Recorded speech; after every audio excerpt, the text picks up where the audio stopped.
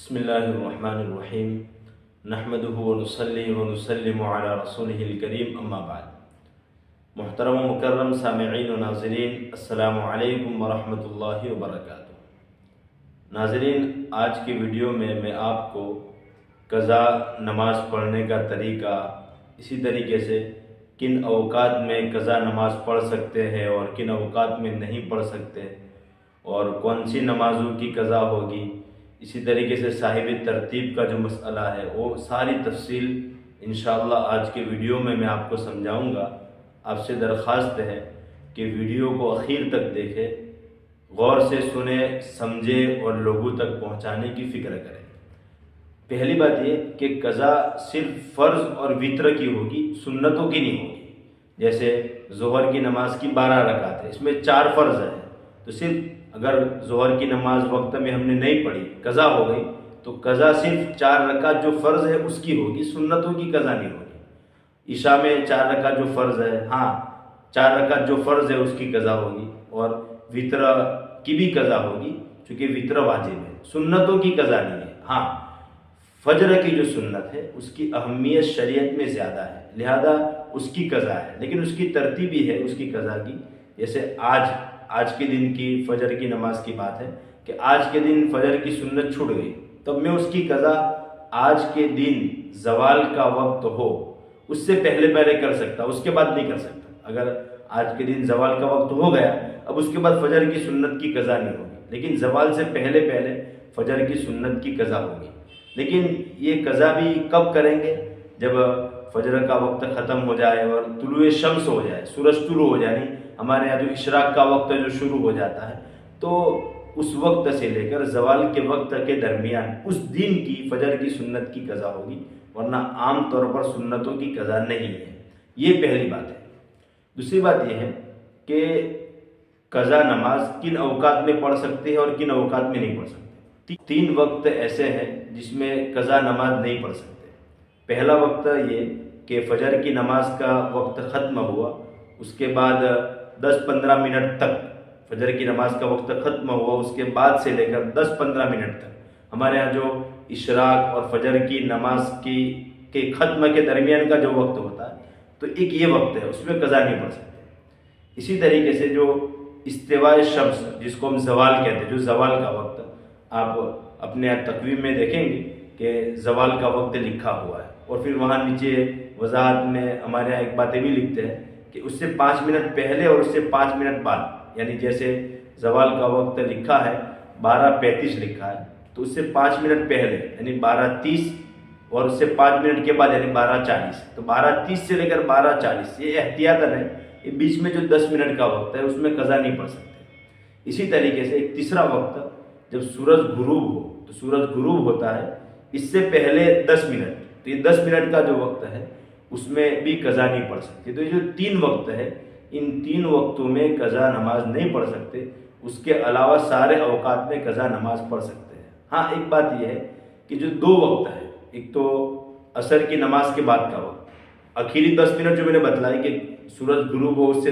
10 minute پہلے جو آخری 10 منٹ کا وقت، اس میں قضا نہیں پڑھ سکتے۔ لیکن عصر کے بعد کا وقت، اس میں نفل نماز نہیں پڑھ سکتے، قضا تو پڑھ سکتے ہیں، لیکن یہ علماء نے ایک بات یہ لکھی ہے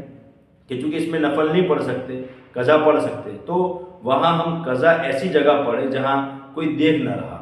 چونکہ ہم سب کے سامنے پڑھیں گے تو لوگوں کو یہ بات معلوم ہے کہ نفل تو نہیں پڑھ سکتے عصر کے بعد، تو یقیناً یہ اپنی کوئی قضا نماز پڑھ رہے ہیں، تو ہمارا ایک عیب ہے کہ نماز قضا ہوئی، نماز کا قضا ہونا ایک عیب ہے، تو یہ عیب لوگوں کے سامنے آئے گا، اس لیے ایسی جگہ عصر کے بعد کا وقت ہے۔ اسی طرح ایک دوسرا وقت ہے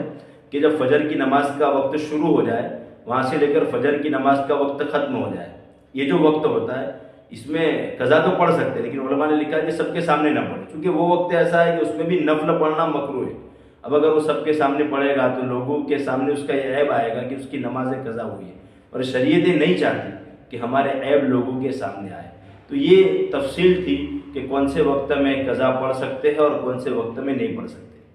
اس کے علاوہ اب آگے کی قضا نماز کس طرح پڑھیں گے، اس میں نیت کس طرح کریں گے۔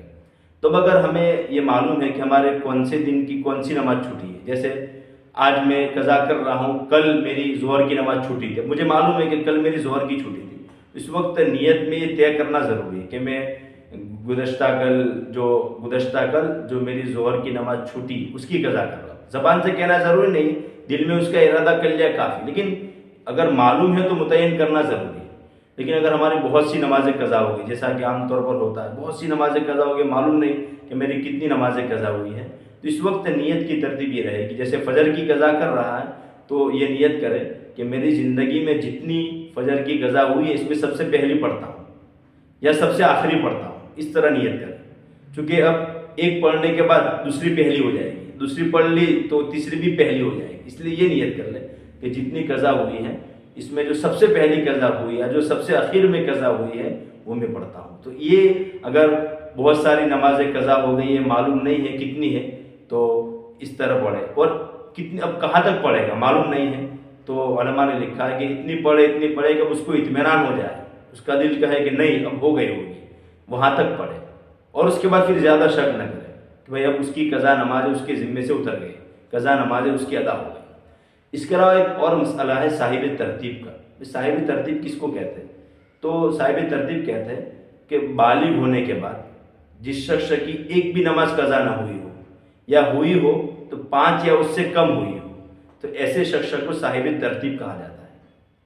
اب اس کی 2 شکل ہو سکتی ہے. ایک شکل تو یہ کہ بالغ ہونے کے بعد اس نے نماز بالکل قضا کوئی کی ہی نہیں، یا کی ہے تو 5 یا اس سے کم کی ہے، ایک شکل تو یہ. دوسری شکل یہ کہ اس نے قضا تو بہت کر لی تھی، بہت زیادہ کر لی تھی، لیکن پڑھتا رہا اور یہاں تک کہ وہ یہاں تک پہنچ گیا کہ ایک بھی قضا نہیں ہے، یا 5 یا اس سے کم قضا ہے. تو یہ 2 شکلیں ہوئی. ایک تو قضا کی ہی نہیں، ایک کی تو بہت زیادہ تھی لیکن پڑھتے پڑھتے یہاں تک پہنچ گیا، تو اس کو بھی صاحب ترتیب کہا جائے گا. اب صاحب ترتیب کا مسئلہ یہ ہے کہ اس کے ذمے ضروری ہے کہ اب جو بعد میں نماز ادا آئے گی، جیسے مثال کے طور پر عشاء کی نماز کا وقت آ رہا ہے، اب میرے ذمے 2 یا 3 قضا ہے، تو چونکہ میں صاحب ترتیب ہوں تو اب میرے ذمے آج کی عشاء جو آئی اس کو پڑھنے سے پہلے یہ جو 3 میرے اوپر قضا ہے اس کو پڑھنا ضروری ہے. ورنہ میں نہیں پڑھتا ہوں اور سیدھی عشاء پڑھتا ہوں تو عشاء بھی میری درست نہیں ہوگی، اور اگر عشاء کا وقت گزر گیا تو میرے ذمے ایک اور قضا ہو جائے گی. اور میرے ذمے جیسے 5 نمازیں قضا تھی، اب میں یہ عشاء کا وقت آ گیا تو میرے ذمے ضروری کہ عشاء پڑھنے سے پہلے 5 پڑھوں پھر عشاء پڑھوں. اب اگر میں نے عشاء پڑھ لی سیدھی تو یہ عشاء ادا نہیں ہوئی اور اس کا وقت پورا ہو گیا تو یہ عشاء بھی قضا ہو جائے گی میری، تو گویا میرے اوپر 6 نمازیں قضا ہو جائے گی. اب 6 ہو گئی تو پھر تو چونکہ 5 یا اس سے کم نہیں رہی تو اب میں صاحب ترتیب میں نہیں رہا، صاحب ترتیب سے نکل گیا. اب پھر وہ مسئلہ نہیں رہے گا جو صاحب ترتیب کا ہوتا ہے. ناظرین، امید کرتا ہوں آپ کو یہ پوری تفصیل سمجھ میں آئی ہوگی. السلام علیکم ورحمۃ اللہ وبرکاتہ.